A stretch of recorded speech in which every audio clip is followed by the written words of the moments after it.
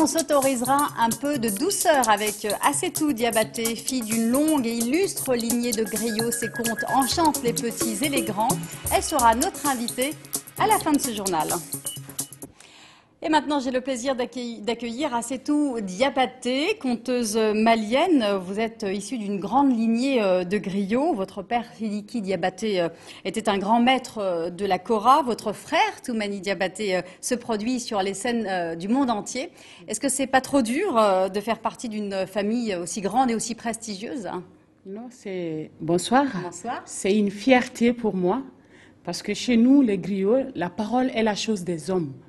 Et nous, les griots, en sommes les maîtres.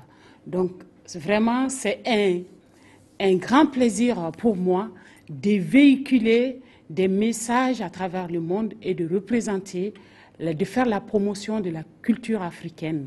Alors, vous êtes la gardienne des contes traditionnels, des histoires qui se transmettent de génération en génération. Et vous avez vraiment baigné dans cette atmosphère-là. Et c'est votre père qui vous racontait ces histoires qu'aujourd'hui, vous racontez à votre tour. Oui, mon papa, c'était un grand historien, paix à son âme. Et puis, depuis tout bébé, on baigne dans ces histoires. Et mon père, c'était un grand, il nous a toujours raconté des histoires dans la famille et nous transmettre. Depuis, on a baigné. Et puis voilà, depuis, et moi aussi, à travers le monde, je véhicule ces messages. Je suis griotte, mais je suis devenue conteuse. Griot et conteur, c'est pas la même chose. Le conteur était un maître de la parole, mais il n'est pas griot. Mais moi, tu nais griot, mais le conteur est un homme de parole, un sac à...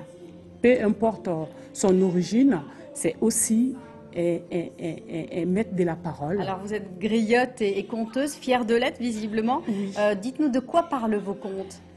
Dans mes contes, qu'est-ce que vous racontez aux enfants? C'est votre principal public. Hein.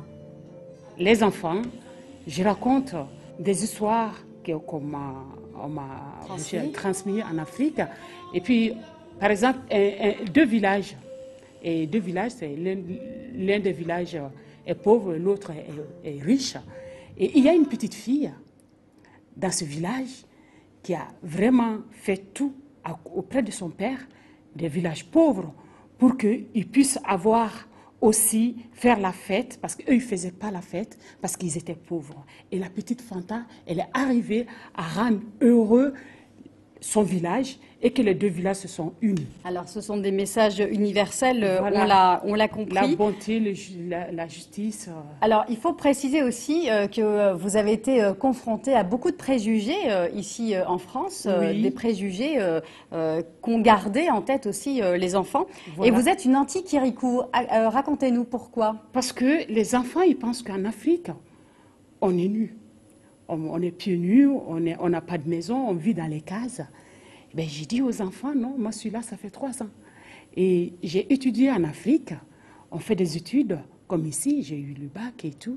Donc voilà, on n'est pas pieds nus, on n'est pas, parce que dans les images comme Kirikou, ils me disent, mais dans les images comme Kirikou, on voit que vous vivez dans les cases et que vous êtes nus, vous n'avez pas d'habits ni rien, vous ne faites pas des études et vous êtes avec les lions, J'ai dit non, c'est pas ça, on vit comme vous, mais c'est pas pareil.